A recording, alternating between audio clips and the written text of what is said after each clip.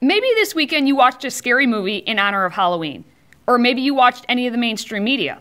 Either way, it was horrific. We are living right now in a scary time, and if you think this is hyperbole, then you have not been paying attention at all to what is 2018. And even if you haven't been paying attention to most of this year, let's just address this past week, because what we have in America right now is horrifying. We are our own horror film.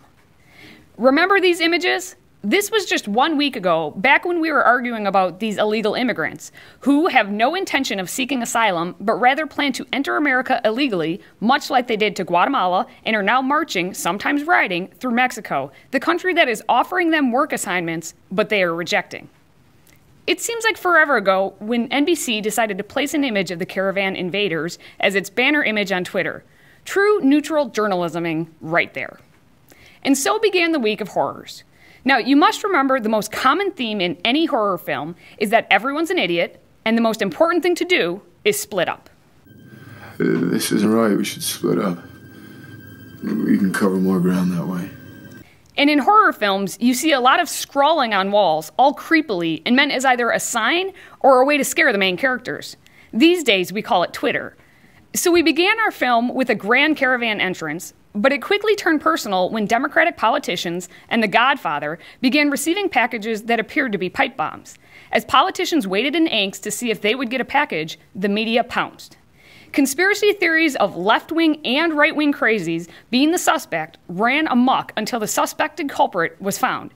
And so while you were out getting your Halloween costume this weekend, a 56-year-old Florida man put on what may be his permanent costume, an orange jumpsuit.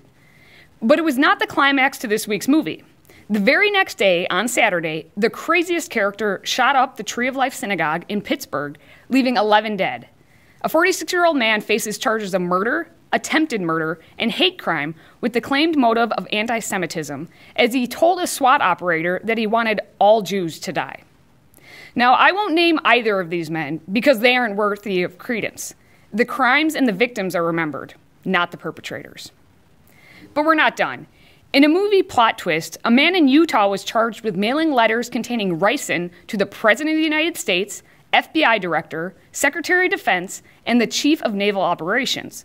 Of course, the mainstream media was rather hush about this little incident. Quick movie summary.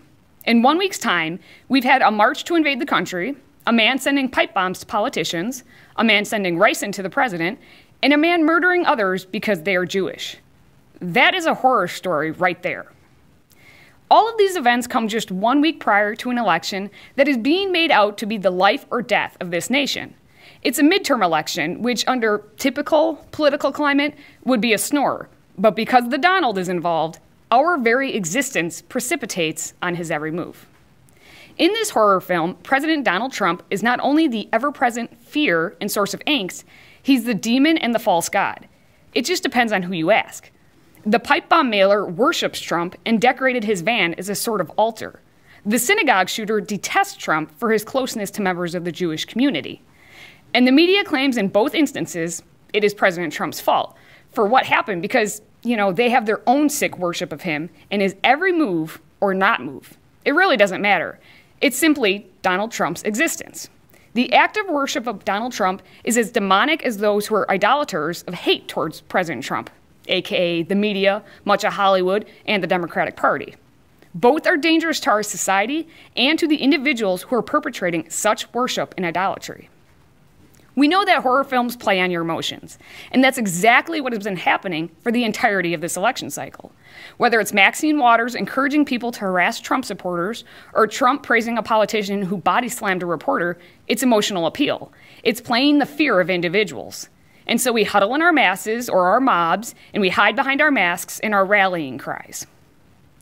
The election will be over in 1 week, but this horror film of our society is no closer to having the credits roll.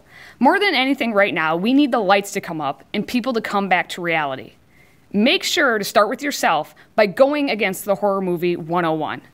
Don't be an idiot. Until next time, stay healthy, America.